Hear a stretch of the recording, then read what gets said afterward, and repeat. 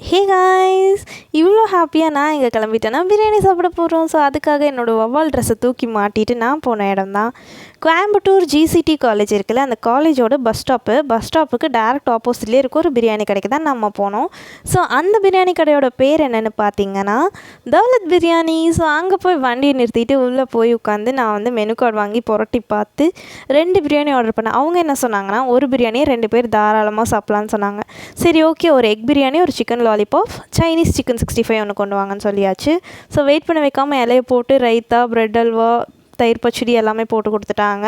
சரி, ஓகே, பிரியாணியும் வந்துருச்சு.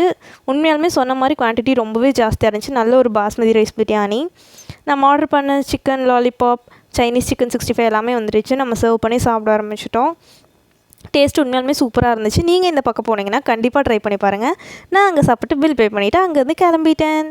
கண்டிப்பாக நெக்ஸ்ட் வீடியோவில் பார்க்கலாம். டாட்டா.